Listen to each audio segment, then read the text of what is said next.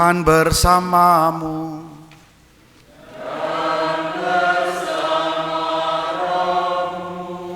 Inilah Injil suci menurut Matius.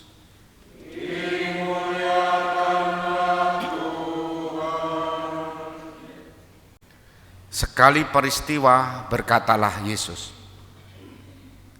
"Aku bersyukur kepadamu ya Bapa, Tuhan langit dan bumi, sebab misteri kerajaan kau sembunyikan bagi orang bijak dan orang pandai, tetapi engkau nyatakan kepada orang kecil. Ya Bapa, itulah yang berkenan kepadamu. Semua telah diserahkan kepadaku oleh Bapakku, dan tidak seorang pun mengenal anak selain Bapa, dan tidak seorang pun mengenal Bapa selain anak, serta orang-orang yang kepadanya anak berkenan menyatakannya. Marilah kepadaku, kamu semua yang letih lesu dan berbeban berat. Aku akan memberikan kelegaan kepadamu. Pikulah kuk yang kupasang dan belajarlah padaku, sebab aku ini lemah lembut dan rendah hati. Maka hatimu akan mendapat ketenangan, sebab enaklah kuk yang kupasang dan ringanlah bebanku."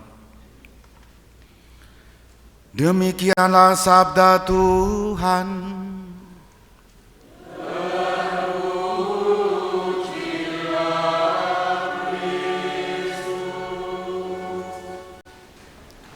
Saudari-saudara, selamat pagi berkah dalam. Dulu tahun 2000-an awal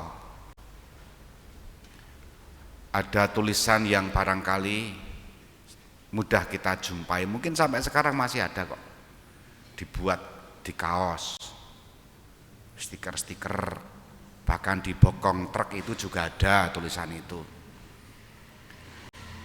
Foto atau lukisan seorang bapak,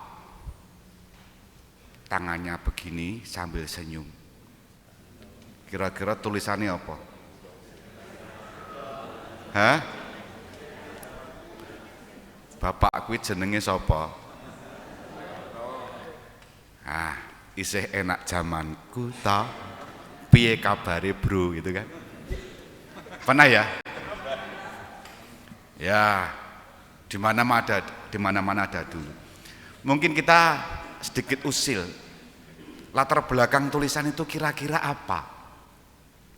Barangkali ngece itu ya apa ya? Ya ngece. Ngece zaman saiki sing mbok menawa luwih rekoso, bisa jadi kan? Atau membandingkan zamanku luwih penak. Sehingga orang yang hidup pada zaman itu baliho ning zamanku. Atau kalau zaman itu orang-orang itu termasuk kita tahun 2000-an sambil berharap mbok menawa sok ben siapa tahu ke depan ada yang lebih mengenakan lagi itu kan. Kira-kira Bapak Ibu saudara-saudara akan kembali, kalau ditanya ya, kembali ke zaman lampau atau menunggu yang lebih baik lagi entah kapan kira-kira? Bali meneh ngono. Kira-kira Bali meneh. Maju ya. Dan kata itu mudah dipakai di mana-mana. Misalnya di instansi-instansi tertentu, entah di sekolah, kepala sekolah pindah, ganti yang baru, rame, lalu mantannya isih penak zamanku ta. Ya, itu kan. Neng paroki ya padha wae, romo paroki pindah. Isih penak zamanku ta. Kita bisa belajar dari pengalaman dan peristiwa seperti itu. Orang kadang mudah membandingkan, betul enggak? Dan pasti ada provokator yang memancing atau perkeruh suasana sehingga orang yang hidup pada zaman saat itu menjadi bingung, melu sing biyen, melu sing saiki, atau melu sing sok ben. Hari ini saya mengajak saudari-saudara merenungkan sabda Tuhan dengan bantuan kisah-kisah ini tadi. Yesus halaman 4 bersabda begini. Halaman papa dibuka. Marilah kepadaku kamu semua yang letih lesu dan berbeban berat.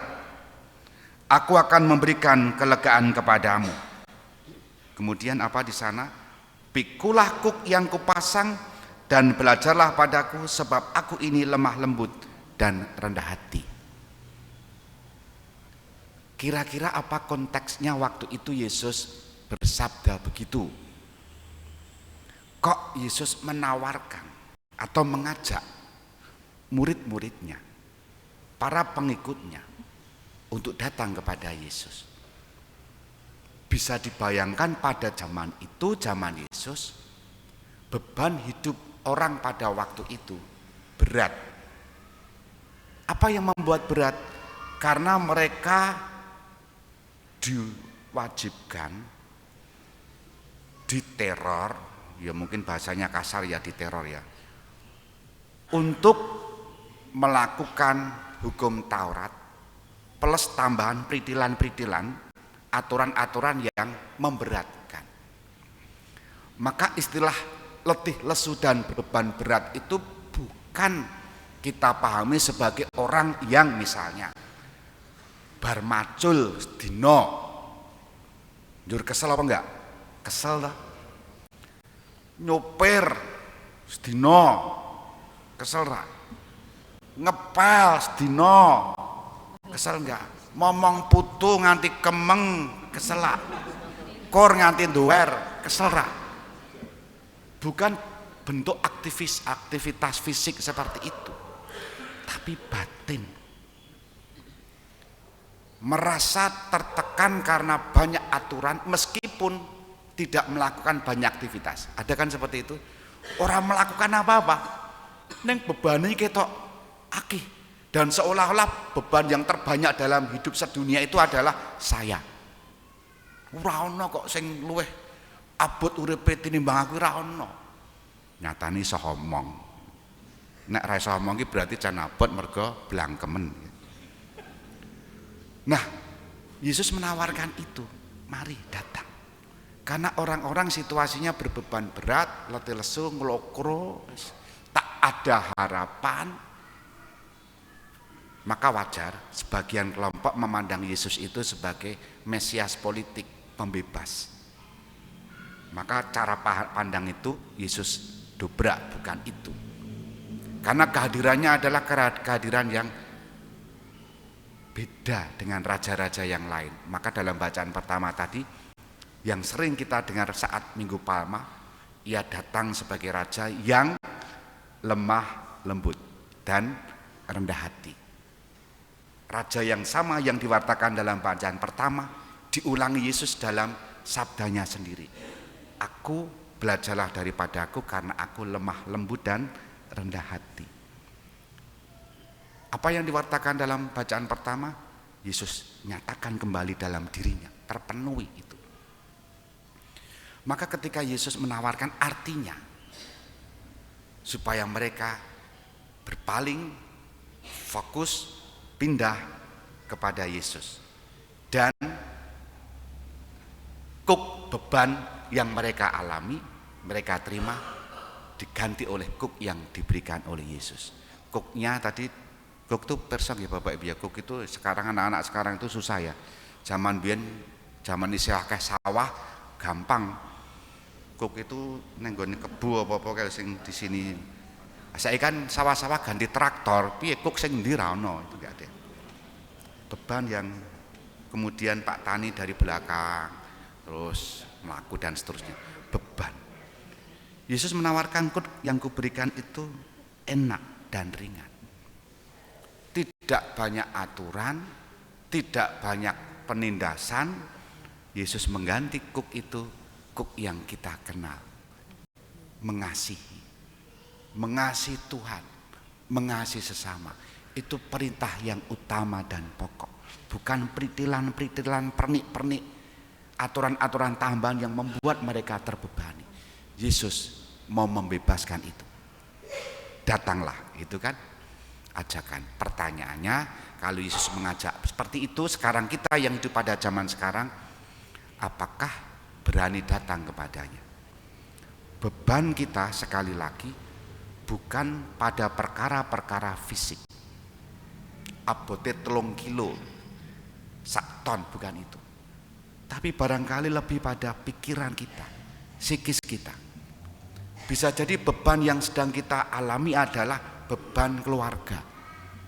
Gagas bojo ora mulih, gagas anak ora rampung skripsine, ya ora duwe bojo-bojo, umure wis 50 tahun, arep dadi suster ya ora kelakon, dadi rama ya wis ora iso. Mikir meneh besane marai bludret, mikir meneh rama parokin marai stres, mikir meneh sapa wae. Nek ngono kuwi, kepada siapa kita datang? Yesus menawarkan. Neng saiki tawaran iki werna-werna.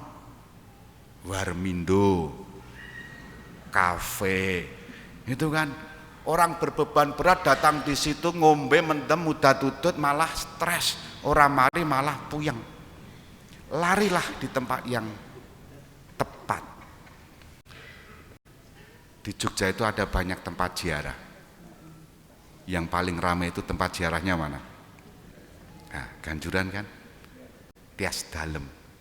Bolehlah datang di sana, berkanjang dalam doa, menghaturkan. Di sana juga ada kapel adorasi. Jan-jan iki rasa aduh-aduh. Neng gerejane awake dhewe ini dibuka 24 jam. Apa sih, pintu depan itu tidak terkunci. Datang, ada Yesus bertata di mana? Tabernakel. Pernahkah kita datang ketika berbeban berat? Awet diromo nang gereja peteng alasan. Golek sing padang-padang ya ning rumah makan. Wah, kuliner macam-macam wis. Kemana kemari, foto selfie, update status. Ning pas berbeban berat kok ya ora ning gereja, tidak berkunjung kepada Tuhan Yesus. Tawaran itu terbuka untuk kita. Bagaimana kita? Kadangkala juga saya jumpai umat yang misa pagi atau misa mingguan masih memperpanjang waktunya, extend untuk tetap tinggal di gereja berdoa, menyalakan lilin, tanda-tanda berharap kepada Tuhan. Ning nek wong lagi do sembahyang, rasa mbok batin kayak kita berbeban berat lho ya. Jo kurang ajar. Nang gereja kok malah nggih dosa ngrasani. Ora tau sembahyang malah ngrasani jan. Kuwi minyak suci ra kodal iki janjan. Bertobatlah, kerajaan Allah sudah dekat ya. Yesus menawarkan mengganti kuk yang lebih ringan. Kita hening sejenak.